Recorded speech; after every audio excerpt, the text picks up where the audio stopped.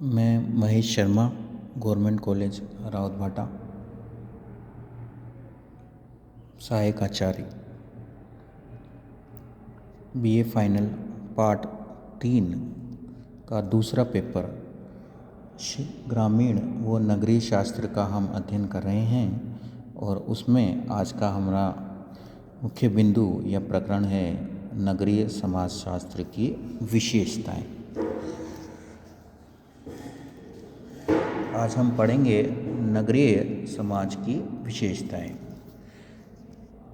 नगर में बड़ा आकार होता है, एक सामाजिक संरचना होती है, उसमें व्यावसायिक संपर्क होते हैं और सामान्य स्थिरीकरण की प्रकृति आदि तत्व पाए जाते हैं। इसमें दो मुख्य परिभाषाएं हमें देखने को मिलती है। पहली परिभाषा है मम्फोर्ड की।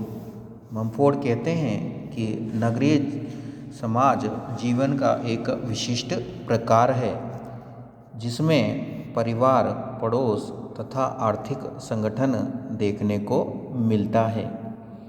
दूसरी हमारी परिभाषा है लुईस बर्थ के अनुसार।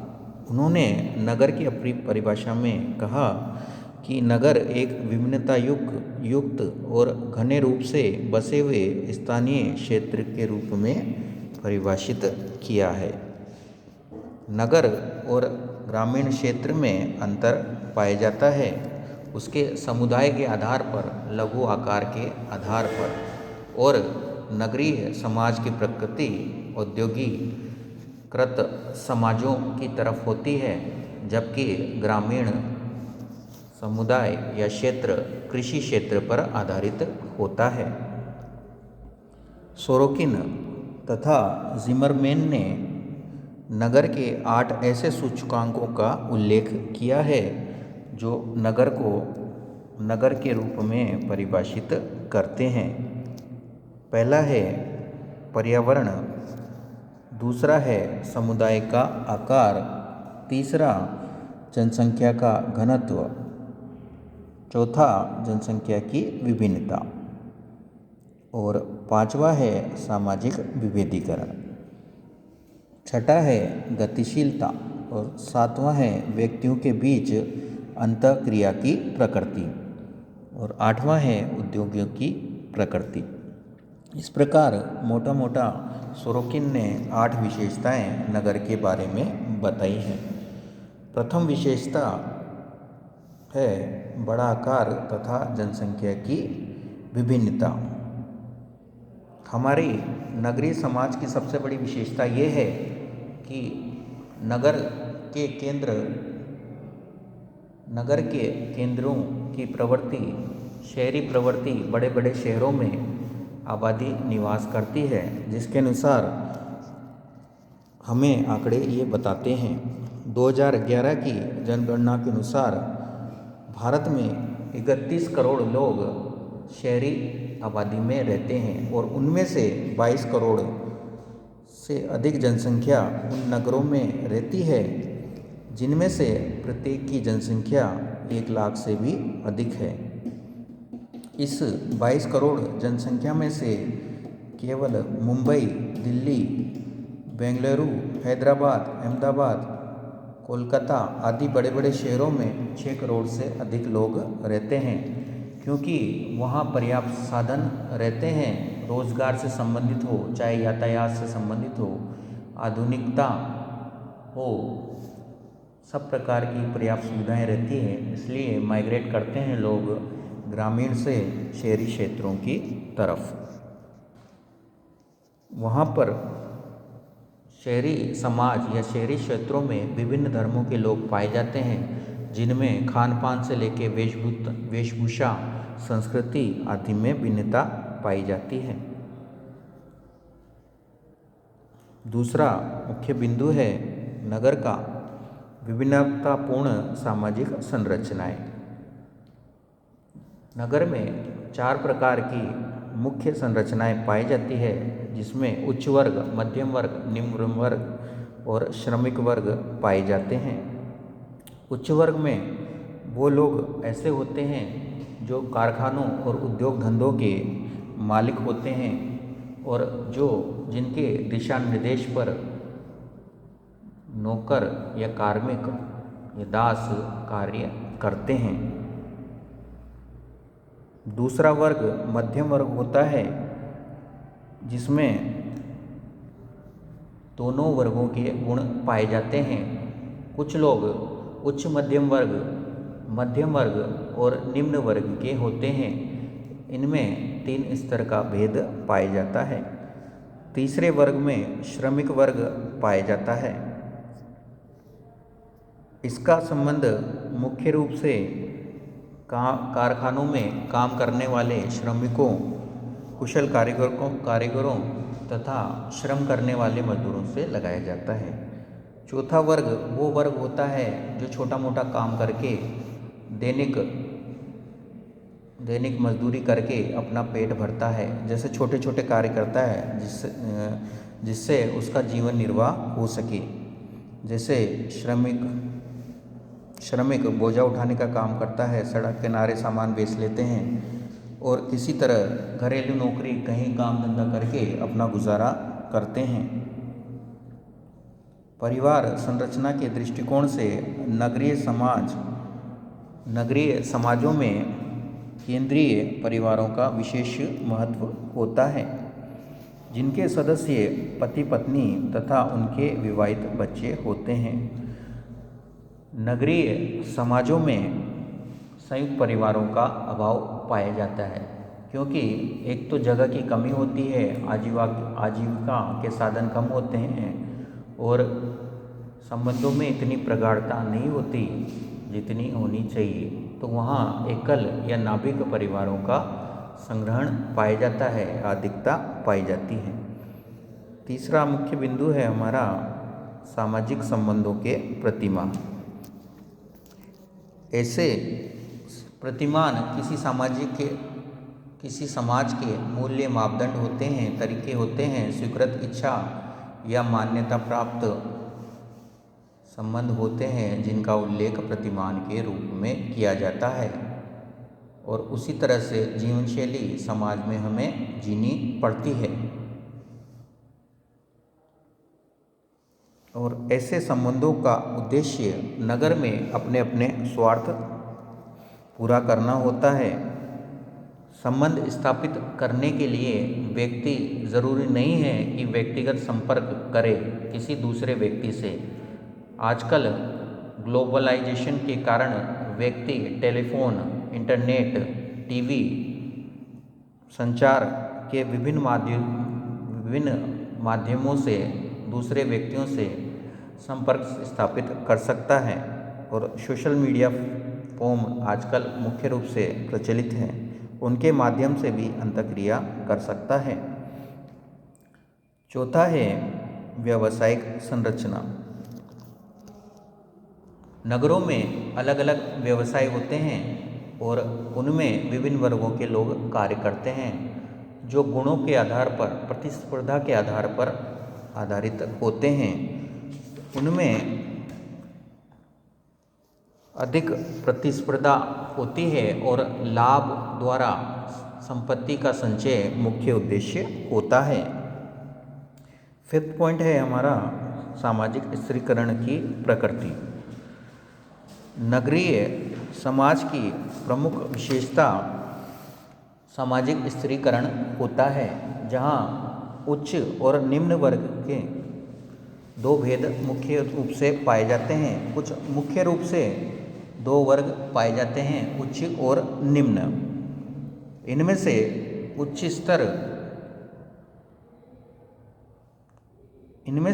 उच्च स्तर आर्थिक जीवन की सफलता, राजनीतिक शक्ति, व्यवसाय की प्रकृतियाँ आदि वे कसौटियाँ हैं जिनके आधार और सुविधाओं के आधार पर उच्च वर्ग और निम्न वर्ग का निर्धारण नगरीय समाज करता है। जिसके पास ज़्यादा धन संपत्ति होगी, प्रभाव होगा, धन होगा, वो उच्च वर्ग में, और जिनके पास इन गुणों का अभाव पाया जाएगा वे निम्न वर्ग में सम्मिलित होंगे।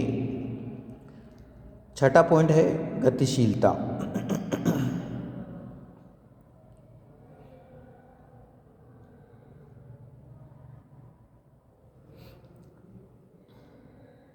सोरोकिन ने गतिशीलता को सामाजिक तथा स्थानीय जैसे दो भागों में विभाजित किया। इसका संबंध व्यक्ति की सामाजिक स्थिति में होने वाले परिवर्तन से है, जबकि स्थानीय गतिशीलता का तात्पर्य स्थान परिवर्तन या प्रवास की प्रवृत्ति से है। गतिशीलता कोई निम्न वर्ग का व्यक्ति अपने कार्यों और गुणों के आधार पर ऊपर उठ जाता है और अपनी स्थिति में परिवर्तन कर लेता है, अपने पद में परिवर्तन कर लेता है, उसको नाम दिया गया सामाजिक गतिशीलता का।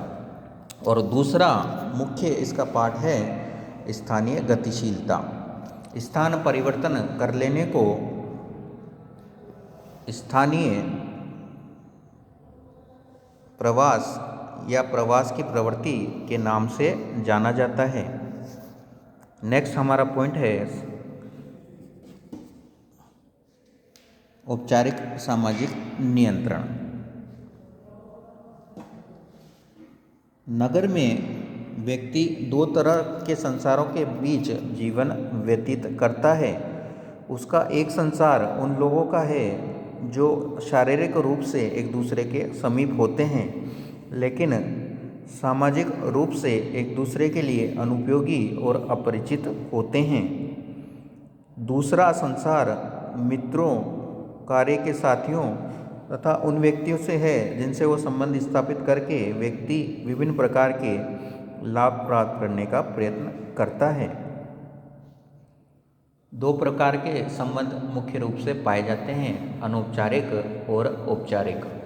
औपचारिक संबंध हमें सेवा, जहाँ हम नौकरी करते हैं, व्यवसाय करते हैं, वहाँ संबंध देखने को मिलते हैं। जहाँ हमारे परिजन और घनिष्ठ मित्र पाए जाते हैं, वहाँ अनौपचारिक संबंध पाए जाते हैं। दो तरह के संबंध पाए जाते हैं। एक किंगस्ले डेविस महोदय ने कहा है कि नगरीय समाज में व्यक्ति प्राथमिक समूहों के नियंत्रण से मुक्त होकर यहाँ की अथाह भीड़ में अपने आप को कभी भी खो सकता है। ये दशा उसे नेत्रिक नियंत्रण के प्रभाव से मुक्त कर देती है।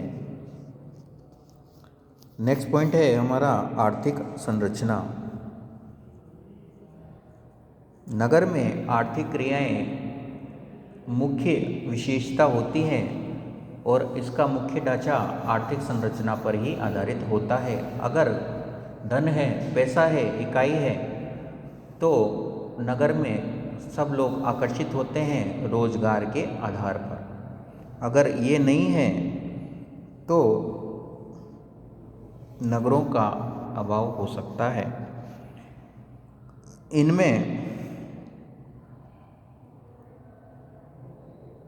इनमें प्रतिस्पर्धा का विशेष महत्व होता है। नगरीय आर्थिक संरचना में संचार तथा विज्ञापन के साधनों का विशेष प्रभाव होता है, जिससे सामान्य व्यक्ति अधिक से अधिक उनकी तरफ आकर्षित होता है। इस व्यवस्था में लोगों के बीच संविदा या कॉन्ट्रैक्ट पर आधारित संबंधों का विकास होता है। इसके अंतर्गत प्रत्येक व्यक्ति को अपने कार्य या श्रम के बदले एक निश्चित वेतन या मजदूरी की राशि दी जाती है। आर्थिक क्रियाओं के साथ नगरीय समाज व्यवसाय तथा रोजगार का भी मुख्य केंद्र होता है। ग्रामीण क्षेत्रों की तुलना में नगर में अधिक रोजगार उपलब्ध होता है, जिसके कारण प्रवास नगरों से शहरों की तरफ स्थानांतरित होता है।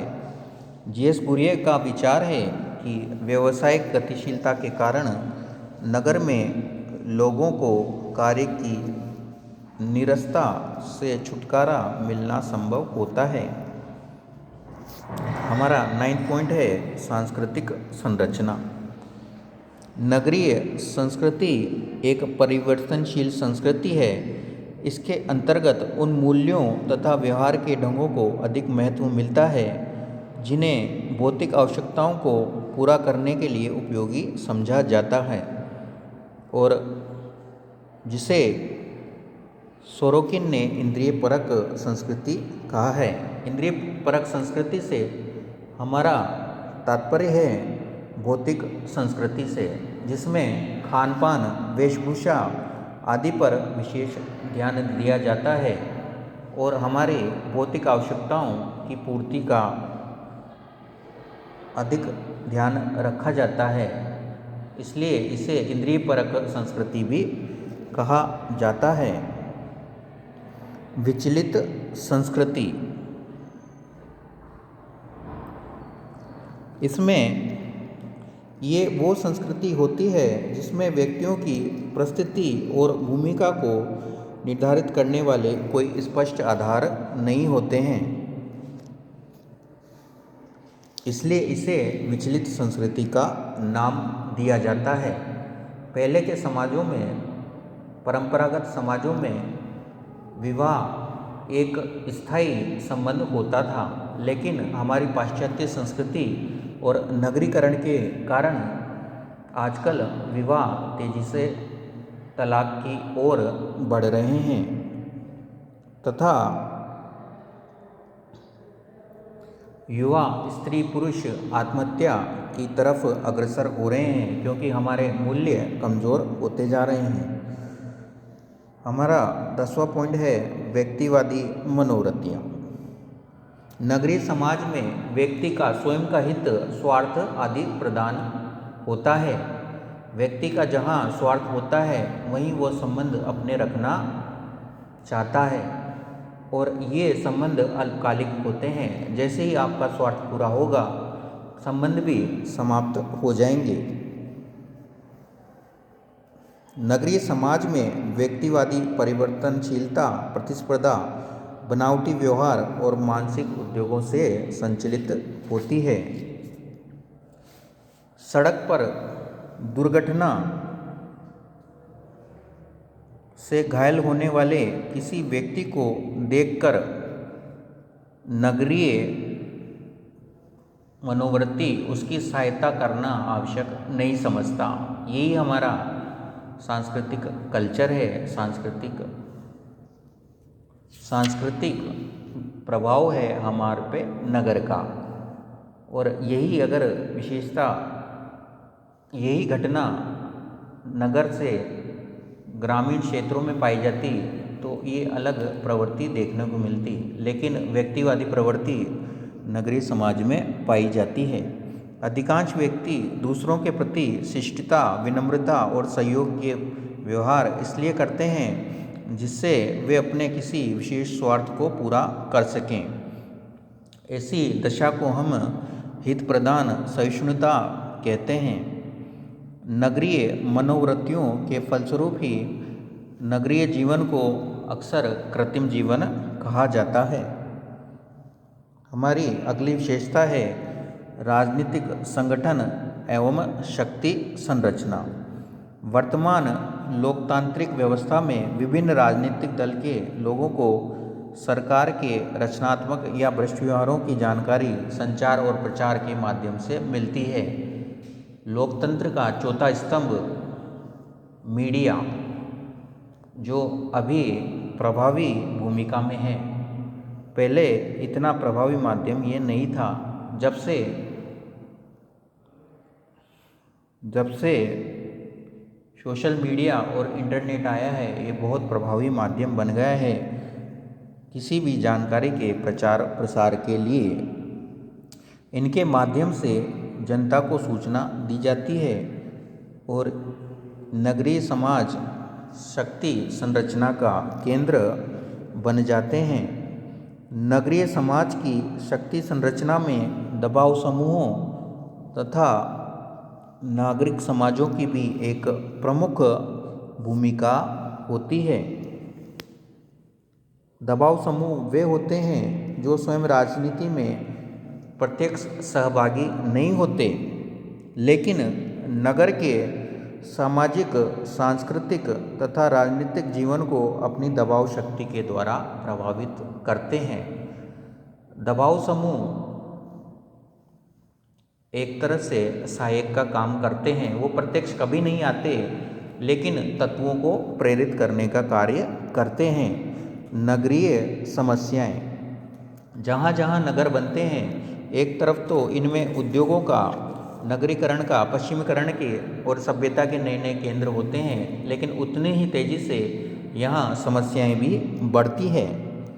नगरीय समाज ने जहाँ एक और व्यक्ति को अधिक सृजनात्मक, गतिशील और विवेकपूर्ण बनाने में योगदान दिया है, उसी तरफ नगरीय विशेषताओं के कारण नगरीय समाज समस्याओं का केंद्र भी बन गया है। व्यक्ति की बहुलता होने के बाद भी बेरोजगारी की समस्या युवा समाज को पथभ्रष्ट कर रही है। व्यक्तिगत जीवन में तनावों और संघर्षों में होने वाली वृद्धि के फलस्वरूप नगरीय समाजों में आत्महत्या की दर बढ़ रही है। सार्वजनिक स्थानों पर बढ़ते हुए अतिक्रमण और प्रदूषण की समस्या के कारण कोई समाधान नहीं दिखाई देता है।